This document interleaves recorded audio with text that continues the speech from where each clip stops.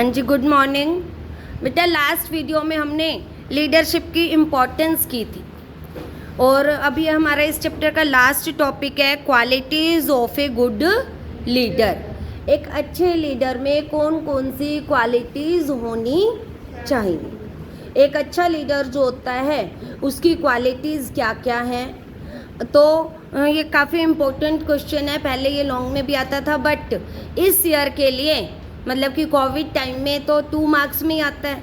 तो any 2 qualities भी आ सकती हैं या फिर कोई भी क्वालिटीज़ या फिर which one of these is the quality of a good leader. इस तरह ऑब्जेक्टिव टाइप में भी क्वेश्चन आ सकता है। तो फर्स्ट पॉइंट है हमारा physical feature.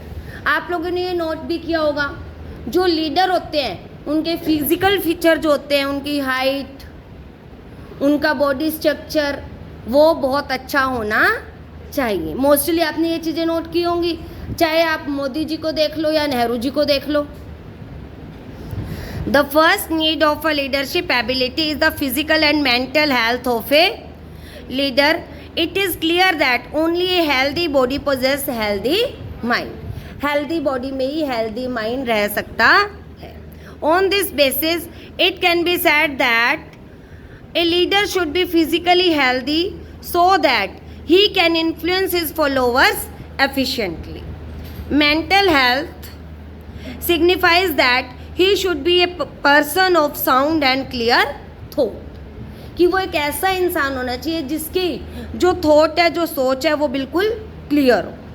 In other words, he should quickly understand others and make others understand him easily.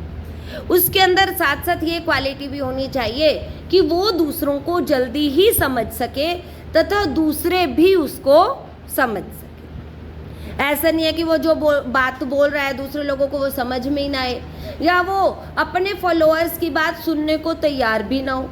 उसको एक अच्छा लिसनर भी होना चाहिए। Knowledge. A leader has to face various problems. तो उसके सामने बहुत सारी समस्या आएंगी, तो उसके पास नॉलेज भी होनी चाहिए कि वो उनको कैसे समस्याओं को सॉल्व कर सकता है, प्रॉब्लम्स को सॉर्ट आउट कर सकता है।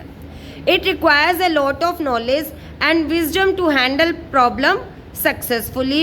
ए leader can face the problem successfully and with the help of his wisdom and knowledge can solve them quickly and इम्पार्टली।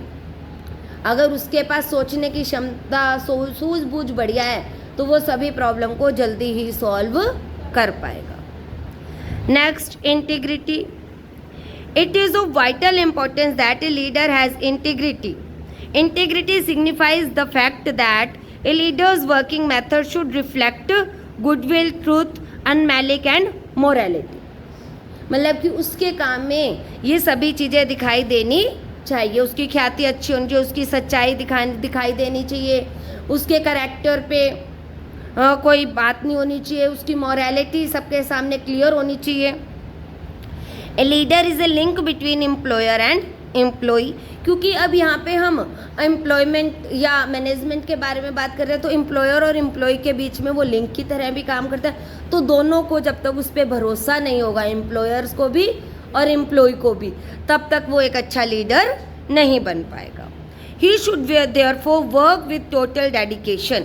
यहाँ पे अब उसे टोटल डेडिकेशन के साथ काम करना होगा। For example, employer should be made aware of any possible loss beforehand and simultaneously he should not hold any false promise to the employees. उसको अपने एम्प्लॉय से कोई भी झूठा वादा नहीं करना चाहिए। Initiative. It is important for a leader to have initiative. एक लीडर के लिए ये चीज़ भी इम्पॉर्टेंट है कि वो रिस्क लेने के लिए, इनिशिएटिव लेने के लिए, आगे रहने के लिए हमेशा तैयार हो। A leader possessed of this quality does not wait for opportunity but creates them. मतलब जो लीडर होता है वो मौक़ों का इंतज़ार नहीं करते, वो मौक़ों को तलाश नहीं करते बल्कि मौक़ों को बना लेते हैं। वो अपनी कमज़ोरियों को ही अपनी ताकत बना लेते हैं। अपनी सफलता के लिए हमें ये बात याद रखनी चाहिए कि हमें अपनी कमज़ोरियों को स्ट्रेंथ में, वीकनेस को जब हम स्ट्रेंथ में बदल देंगे तभी हम सक्सेस हो सकते हैं। कम्युनिकेशन स्किल, कम्युनिकेशन स्किल तो आप सभी लीडर्स की देख ही रहे हो। अगर किसी की कम्युनिकेशन स्किल अच्छी नहीं है तो आप उससे अपना लीडर जल्दी से एक्सेप्ट भी नहीं करते। इसके एग्जाम्पल में आप देख लो, केजरीवाल या मोदी जी हैं, इनको ये कितने कम टाइम में कितनी ऊंचाइयों पे पहुंच गए।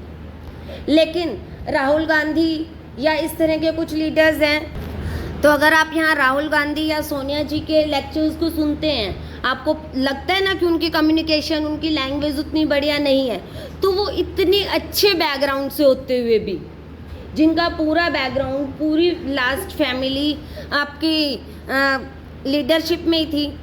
नेहरू जी तो बहुत अच्छे लीडर थे, इंदिरा जी, राजीव गांधी जी, लेकिन उन्हीं की फैमिली से ये लोग क्यों अच्छे लीडर नहीं बन पाए? क्योंकि कम्युनिकेशन की थोड़ी सी कमी रहे। मोटिवेशन स्किल, लीडरशिप के अंदर मोटिवेशन स्किल भी होनी चाहिए। ठीक है, एक लीडर के कहने पे पूरा देश एकजुट होकर खड़ा हो जाता है।